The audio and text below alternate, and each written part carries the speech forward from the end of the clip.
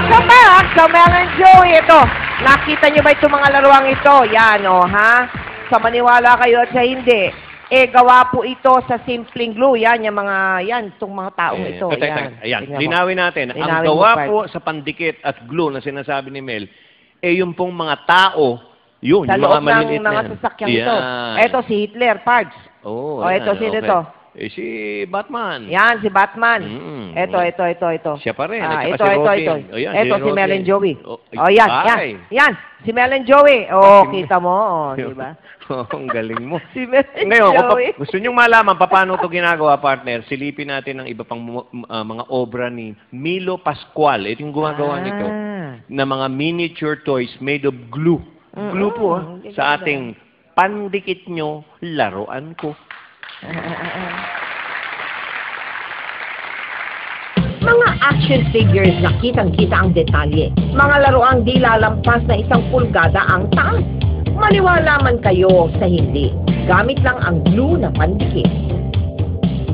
Isang Batman toy collector itong si Milo. Bata pa lang ay gustong-gusto na niya ang mga action figures ni Batman. Itong mga late 80s, nagsimula maglabasan yung magaganda ng mga klase ng figures. Nagkataon naman, nung time na yun, may trabaho na ako. So, unti-unti, pa isa-isa, bumibili ako.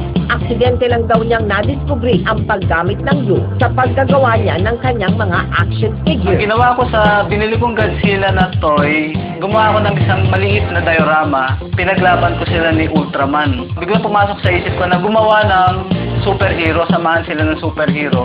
Ginawa ko, nilagyan ko ng white glue para kumapal siya ng konti. Ito ang nagbigay daan kay Milo upang ituloy-tuloy na niya ang paggagawa ng mga 1-inch action figures. Pinag-aralan ko paano siya lalagyan ng detalye ang katawan, ng mukha, mga muscles. Masyadong matikuloso ang paggawa ng mga action figures na ito. Sisimulan muna niya sa paggugupit ng hugis tao sa karton, pagkatapos ay lalagyan niya ito ng glue. Pinatutuyo ko siya sa natural niyang pagtuyo. Pagka nakontento na ako sa kapal niya, doon naman ako magsisimulang maglagay na ng detalye, kagaya ng ilong, baba, tenga, muscle sa mga hita, sa mga kamay. At sa kanya pipinturahan gamit ang isang water-based paint. Sa unang patong, nagka-crack siya yung pintura. So, kailangan patungan ko pa siya uli. Kung talagang tututukan ko ang paggawa ng isang figure, kakailanganin ko isang buong araw. Ayon kay Milo, kapag ang glue ay natuyo, madali raw itong inulma. Malimit, walang tao. Palaging kotse lang. Gusto ko may tao. Gusto ko nandun si Batman. Mga obra na raw kung ituring niya ang mga laruang ito dahil walang katulad ang disenyo ng kanyang mga 1-inch action figure. Sa mga tindahan, kung bibili ka ng mga figure, unang-una sa lahat, hindi mo makikita yung gusto mong bili na figure. Pangalawa, yung posisyon na gusto mong makuha, hindi mo mabibili. Iba't ibang diorama, ang complete set ng Justice League, mga samot-saring poses nila Batman at Robin sa maliliit na sasakyan, at mga karakter sa pelikula, ang ilan sa kanyang koleksyon. Ano naman ang reaksyon ng mga nakakakita ng toy collections mo? Pare, ang galing mo. Paano mo ito ginagawa talaga ito? Ang tiyaga mo.